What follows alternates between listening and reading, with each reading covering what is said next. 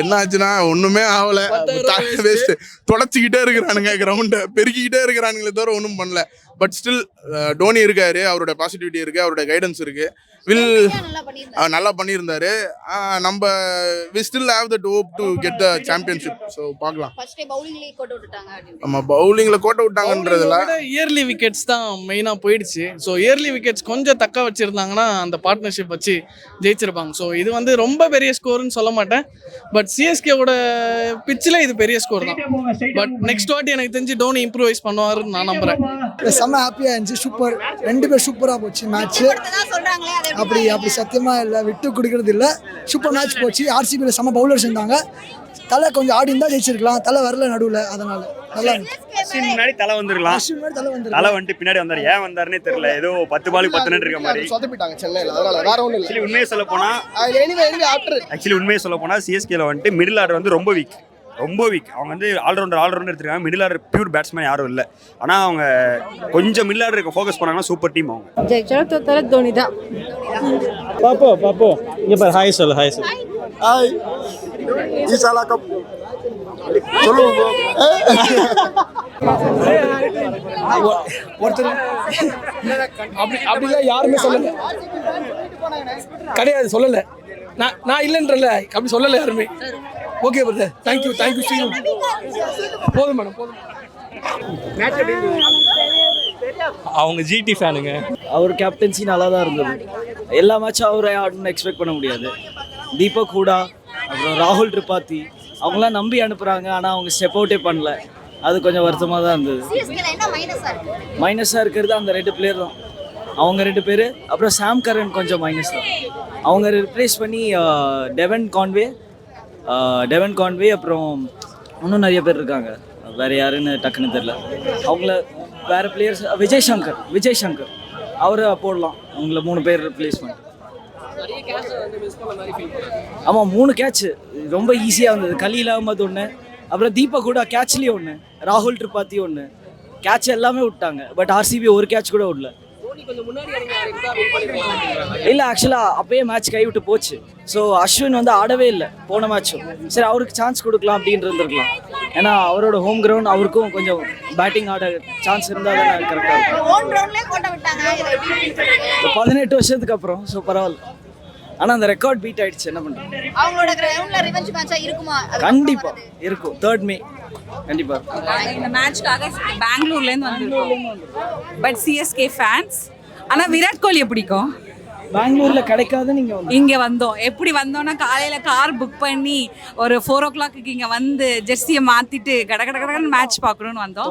But Dhoni அவர் பண்ண batting அந்த 3 6 பார்த்தோம். அது 2 திருப்தி. ஆமா, அந்த ஸ்டம்பிங் ரொம்ப பிடிச்சிருந்தது. அதெல்லாமே நல்லா அது திருப்தி. சிஎஸ்கேல இவன் ரச்சன் ரவீந்திரா 41 of 31 அவர் சூப்பரா விளையாடினாரு. அவனுக்கு தொண்டை போயிடுச்சு. தொண்டெல்லாம் கிழிஞ்சது. பட் எதுவும் பண்ணல. தெலுங்கு தோத்துட்ட பிறகு என்னங்க சொல்லிட்டு போறது?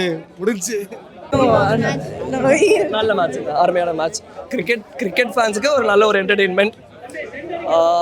சிஎஸ்கே ஃபேன்ஸுக்கு பர்டிகுலராக ஒரு சின்ன டிசப்பாயின்மெண்ட்டாக இருக்கும். பட் தென் என்ன கேட்டிங்கன்னா பர்சனலாக சிஎஸ்கே தோத்துருச்சுன்ற வருத்தம் தானே தவிர்த்து ஆர்சிபி ஜெயிச்சிருச்சுன்ற வருத்தம் எனக்கு கிடையாது. எதனாலனா நம்ம இந்த சின்னசுவாமி ஃபேன்ஸ் மாதிரி கிடையாது. அவ்வளோதாங்க. ஆர்சிபி ஜெயிச்சிருச்சு. நல்லா விளாண்ட டீம் ஜெயிச்சிருக்கோம். ஆப்வியஸாக அவ்வளோதான். இன்றைக்கே சென்னையோட அவங்க பெட்டராக ப்ளே பண்ணாங்க. I feel like opening batting line up கொஞ்சம் வீக்காக இருந்துச்சுன்னு நினைக்கிறேங்க. ஏன்னா நம்ம ஹூடாவுடைய டொமஸ்டிக் ரெக்கார்ட்ஸுமே பார்த்தீங்கன்னா ரீசெண்ட் டைம்ஸில் 3 கேட்ச் நம்ம பிடிச்சிருந்தாலுமே இன்னொரு 30 ரன் 40 நாள் கண்டெயின் பண்ணியிருந்துக்கலாம். பட் தென் நம்ம பவர் பிளேயில் விட்டது தான் ஐ ஃபீல் லைக் அது ஒரு பெரிய ஒரு டர்னிங் பாயிண்ட்டாக இருந்துச்சுன்னு நினைக்கிறேன் நான் மேட்ச்சில். பட் தென் நம்ம என்ன பார்க்க வந்த என்டர்டெயின்மெண்ட்டுன்ற ஒரு பெர்ஸ்பெக்டிவில் பார்க்க வந்தவங்களுக்கு நம்ம வந்து 2 லெஜண்ட்ஸ் ஸ்டேஜில் வச்சு பார்த்தாச்சு. இந்த ஆப்பர்ச்சுனிட்டி அடுத்து எனக்கு தெரிஞ்ச சின்னசுவாமியில் மட்டும்தான் கிடைக்கும். அதுக்கப்புறம் நம்ம கிரிக்கெட்டிங் ஃபேன்ஸுக்கு அந்த ஒரு ஆப்பர்ச்சுனிட்டி கிடைக்குமான்னு தெரியல. அப்படி பார்க்கும்போது கோலி ஒரு 2 4 அடிச்சது, தோனி ஒரு 2 4 அடிச்சதெல்லாம் பார்க்கும்போது ஜென்யூன் கிரிக்கெட்டிங் ஃபேனாக சந்தோஷம். இந்த மாதிரி ஃபேன்ஸ் இருக்கிறனால தான் கப்பே வாங்காம தங்களை கிண்ணம் கூட வாங்காம லாலிபாப்போட சுத்திக்கிட்டு இருக்காங்க. ஆனால் உண்மையாகவே ஃபேன்ஸை பொறுத்த வரைக்கும் ஒரு உண்மையாகவே சொல்லணுங்க. பெங்களூரில் இருக்கக்கூடிய ஆர்சிபி ஃபேன்ஸோட சென்னையில் இருக்கக்கூடிய ஆர்சிபி ஃபேன்ஸ் ரொம்ப ஜென்யூனாக ரொம்ப தன்னடக்கமாக நடந்துக்கிட்டாங்க. எந்த ஒரு வன்மத்தையும் காக்காம, எந்த ஒரு டாக்ஸிசிட்டியும் காக்காம நாங்கள் எந்த அளவுக்கு விராட் கோலியோட பிரசன்ஸ் என்ஜாய் பண்ணுவோம் அதே அளவுக்கு அவங்களும் தோனியோட பிரசன்ஸையும் சிஎஸ்கேடைய பெர்ஃபார்மன்ஸையும் என்ஜாய் பண்ணாங்க. இதுதான் this was suppose to our revenge match. But நீங்கள் வந்து பார்த்ததுக்கப்புறம் அது ரிவெஞ்ச் மேட்ச் மாதிரியே தெரியல. இப்போ நம்ம இங்கே ஆர்சிபியை சப்போர்ட் பண்ணி வந்திருக்கக்கூடிய ஃபேன்ஸ் கூட வந்து பெருசாக ஒன்றும் அவ்வளோ ஒன்றும் வன்மம் காக்கிற மாதிரி தெரியல. நல்ல மேட்ச், நல்லா ஆடினீங்க, தலையை பார்த்து சந்தோஷம்னு சொல்லிட்டு ஜென்யூனாக நடந்துக்கிறாங்க.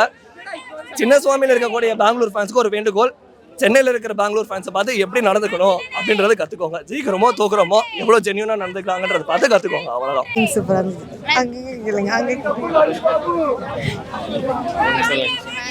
மேட்ச் ரொம்ப வின் பண்ணிட்டோம், ரொம்ப சந்தோஷமாக இருக்குது.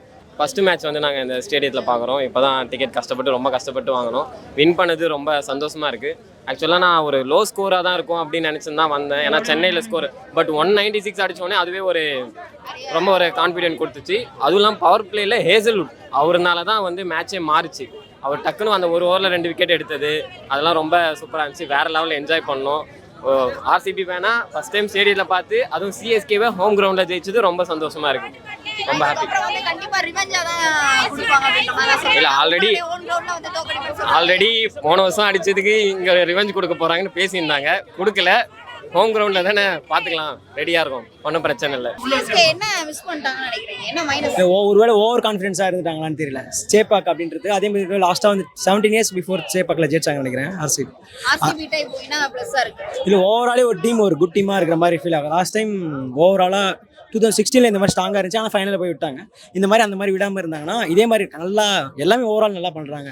இதே மாதிரி ஃபைனல் வரைக்கும் போய் ஜெயிச்சாங்கன்னா ஃபர்ஸ்ட் கப் வந்து ரொம்ப சந்தோஷப்படுவோம் நாங்கள். இது ரிவெஞ்ச் மேட்சா இருக்கும்னு எதிர்பார்த்தோம். ஆனா இல்ல, இதுக்கப்புறம் நடக்கிற மேட்ச் வந்து கண்டிப்பா ரிவெஞ்ச். சிஎஸ்கே ஃபேன் ஆக்சுவலாக பேச மாட்டான். அதுதான் நான் சொல்ல வரேன். மேட்ச் ஜெயிச்சாலும் இல்லை அவங்க வந்து சொன்ன மாரி நம்ம வந்து சொந்த ஊரில் வந்து ஒரு கெத்து காட்டணுன்ட்டு அது பண்ணாங்க. ஸோ அதனால் அந்த இப்போ ப்ளஸ் பாயிண்ட் இன்னொரு மைனஸ் பாயிண்ட் என்னன்னா ஸ்டார்டிங்கே எல்லாரும் விக்கெட் ஆனோன்னு லாஸ்ட் வரைக்கும் அது வந்து இதுவாகிடுச்சு. இதே வந்து இந்த தப்பு வந்து திருப்பியும் அதை வந்து பண்ணாமல் இருந்தாங்கன்னா நல்ல வாய்ப்பு இருக்குது. ஓகேங்களா? அதே இல்லாத வந்து பார்த்திங்கன்னா ரொம்ப அவாய்டன்ஸ் எல்லாம் ரொம்ப ஓவராக எடுத்துக்கினாங்க. இது வந்து நம்ம ஊரில் வந்து ஜெயிச்சு ஆகணும்ன்ட்டு ஒரு இது பண்ணாங்க. இப்போ வந்து அவங்க ஜெயிச்சிட்டாங்க நம்ம ஊரில் வந்து, அவங்க ஊரில் வந்து நம்ம ஜெயிச்சுட்டு பேசணுன்ட்டு நான் ஒரு வெயிட் பண்ணுறேன். வாய்ப்பே இல்லை அதுக்கெல்லாம். அவங்க நிறைய பேர் சொன்னாங்க கொடுக்கணும். இல்லை மேம், நம்ம மேலே தப்பு இருக்குது. பவுலிங்கும் சரி, பேட்டிங்கும் சரி, எல்லாமே ரொம்ப சொதப்பினாங்க. அவங்க வந்து ஃபீல்டிங்கு ஃபர்ஸ்ட் கிளாஸாக பண்ணாங்க. ஒரு 4 போல எல்லாமே பேட்டிங்கு ஃபர்ஸ்ட் கிளாஸாக பண்ணாங்க. நம்ம வந்து ஃபீல்டிங்கு பேட்டிங் முதல்ல மஸ்ட்டு. பேட்டிங் ரொம்ப ரொம்ப ஃபர்ஸ்ட்டாக இருக்குது. அதை தான் நான் ஃபர்ஸ்ட்லேயே சொல்லுவேன். நான் ஆமாம், ஃபீல்டு ஒர்க்கும் சரியில்லாத இந்த மாம் மென்டாலிட்டியே கொஞ்சம் நிறைய பேர் மாற்றணும். தோனி வந்தால் போதும், தோனி 6 அடிச்சா போதும், தோனி ஆடினா போதும், அப்படியே யோசிக்கலாம். தோனி வந்து 2 பால் ஆடினாலே போதும்ட்டு எல்லாரும் யோசிக்கிறாங்க. ஆனால் டீமுக்கோசம் வந்து ஜெயிச்சு கொடுக்கணும்னு யாருமே யோசிக்க மாட்டேங்கிறாங்க. லாஸ்ட் டைம் ஏதோ லேடி சொன்னாங்க, ரச்சின் ரொம்ப நேரமா தடவி இருந்தாரு, தோனி வந்து அடிச்சுன்னு போயிட்டு இருப்பாரு. இன்னைக்கு சீக்கிரமே அவரோட இது ப்ராப்பரா அவர் கரெக்டா பண்ணாரு. சோ அது முன்னாடி இருக்கிறவங்க அவருக்கும் கொஞ்சம் ஆக்சுவலா தோனி தான் வந்திருக்காரு. நான் வீடியோலாம் எடுத்து ரெடியா இருந்தோம். கடைசியில் பார்த்தா அவர் வரல. ஆக்சுவலா அவர் ஏன் அந்த மாதிரி பண்றாருன்னு தெரியல. ஒருவேளை அவர் ஃபேன்ஸ்க்காக மட்டும் ஆடுறாரா அப்படின்னு எனக்கு தெரியல. ஆக்சுவலா ஒரு நல்ல பிளேயர். அவர் முன்னாடி இருந்தா மேபி அவர் சேவ் பண்ணிட்டு யாருன்னா இருந்தாங்கன்னா பேட்டிங்ல ரச்சினுக்கு யாராமே சப்போர்ட்டுக்கு யாருன்னா இருந்தாங்கன்னா இன்னும் பெஸ்டா இருக்கும். அவருக்கு யாரும் சப்போர்ட் பண்ணாமல் ஆடிங்கிறாங்க. அவருக்கும் ஒரு மோட்டிவேஷன் ரொம்ப கம்மியாகிடும். இப்போ நம்ம வந்து ஆடிங்கிற எல்லாரும் வந்து அவுட் ஆகிடும்போது அவருக்கு ஒரு ஃபீல் ரொம்ப ஒஸ்ட் ஆகிடுவார் அவர். அதனால அவரும் கொஞ்சம் நல்லா ஆடினாரு, பெஸ்ட்டாக ஆடினார் அவர். நான் அதான் சொல்லிட்டேன். இன்னைக்கு வந்து எனக்கு என்னன்னா ஜெயிச்சிருவோன்ற நம்பிக்கை. ஒருவேளை தோத்துட்டா என்ன ஆகிடுவோம், ஏன்னா ரிவெஞ்ச் எடுத்துட்டோன்னு பேச விட மாட்டாங்களோ. என்ன சுற்றி ஒரு 10 பேர், 10 பேர் சிஎஸ்கே, நான் மட்டும் ஆர்சிபி ஃபேன். நல்லா ஒரு பயம். பேசினா நாங்க ஜெயிச்சா அவங்க பேசவே கூடாது. அதுதான் இங்க. உங்களுடைய ஓன் கிரவுண்ட்ல வந்து நாங்க செஞ்சிட்டோம்னா செஞ்சுட்டு பேசணும்னு நான் வெயிட் பண்றேன். நான் தோத்துட்டேன், அமைதியா இருப்பேன். இப்போ இவனை எப்படி சைலண்டா இருக்க சொல்றேன், நான் அந்த மாதிரி சைலண்டா இருந்துருவேன். அதான் ஃபேக்ட். அதுதான். ஆனா மத்த ஃபேன்ஸ் சைலண்டா இருக்கணும்ல. இல்ல அவங்க இன்னைக்கு யாரும் ஃபோன் பண்ண மாட்டாங்க. இன்கேஸ் சிஎஸ்கே ஜெயிச்சு இருந்தாங்கன்னா எனக்கு ஒரு 10-15 கால் வந்துருக்கும். இன்னைக்கு எந்த ஒரு காலம் வரல. அதுதான். நீங்க விராட்டோட ஃபேனா? தீவிரமான ஃபேன். வின் பண்ணிட்டீங்க, ரொம்ப சந்தோஷமா? ஆமா சிஸ்டர், வின் பண்ணிட்டோம். அதுக்குன்னு ரொம்ப ஹாப்பியாக இருக்குது. 17 வருஷம் கழிச்சு சேப்பாக்கில் ஜெயிச்சிருக்கோம். கண்டிப்பாக வின் பண்ணோன்றது தெரிஞ்சிச்சு. ஆனால் கடைசி பால் வரைக்கும் வெயிட் பண்ணுறோம். நாங்கள் செலிப்ரேட் பண்ணக்கூடாது, ஏர்லியாக செலிப்ரேட் பண்ணக்கூடாது. ஜெயிச்ச பிறகு தான் செலிப்ரேட் பண்ணோம். அதேமாரி ஃபைனல் இயர் தான் நாங்கள் ஜெயிச்ச பிறகு தான் செலிப்ரேட் பண்ணுவோம். மைனஸ் பாயிண்டா என் தெரிஞ்சு ருத்ராஜ் பழையபடி ஓப்பனிங்கே பண்ணலாம் ப்ரோ. பண்ணலாம் எனக்கு தெரிஞ்சு. பழையபடி ஓப்பனிங்கே பண்ணலாம் எனக்கு தெரிஞ்சு. டெவான் கான்வே இன்க்ளூட் பண்ணோம் எனக்கு தெரிஞ்சு ஸ்குவாடில். பத்திரன் உண்மையிலே ஒரு நல்ல இன்க்ளூஷன் இந்த இன்னைக்கு. ஏன்னா 19th ஓவர் ரொம்ப சூப்பராக போட்டார். குருநாள் பாண்டியா விக்கெட் எடுத்தார். அதுவும் வேறு ஒரு நல்ல செட்டில் பேட்ஸ்மேன் விக்கெட்டும் எடுத்தார். பட்டிதார் விக்கெட் நினைக்கிறேன், அவங்க விக்கெட் எடுத்தாங்கன்னு நினைக்கிறேன். பட்டிதாரில் யாரும் விக்கெட் தெரியல, அதுக்கு ஏதாவது ட்ரோல் பண்ணுற போகிறீங்க சரியா பார்க்கலன்ட்டு. உண்மையிலே 2 விக்கெட் எடுத்தார், அந்த ஒரு ரன்னு கொடுத்தாரு. அதனால ரொம்ப இதுவாக இன்க்ளூஷன் பயங்கரம் வந்தது. அதுவும் இல்லாமல் ரச்சின் ரவீந்தர் ரொம்ப சூப்பராக பண்ணிட்டு இருக்காரு. போன மேட்சோ பாவம் அவர் ஃபினிஷ் பண்ணதுக்கு போய் சிஎஸ்கே ஃபேன்ஸே ரொம்ப ஓட்டிட்டாங்க. இப்போது எங்கள் டீம் வந்து கமெண்ட் செக்ஷனில் ரொம்ப இது கழுவி ஊற்றுவாங்க, நாங்கள் ஜெயிச்சது தாங்க முடியாமல். முதல்ல செய்கிறாங்களா? முதல்ல பவர் பிளே தாண்ட சொல்லுங்க.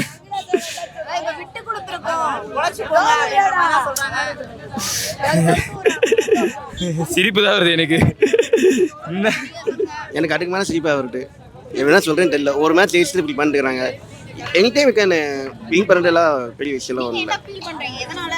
மேபி கொஞ்சம் கேஷ் ட்ராப் பண்ணாங்க, அது கொஞ்சம் இம்ப்ரூவ் பண்ணிக்கலாம்.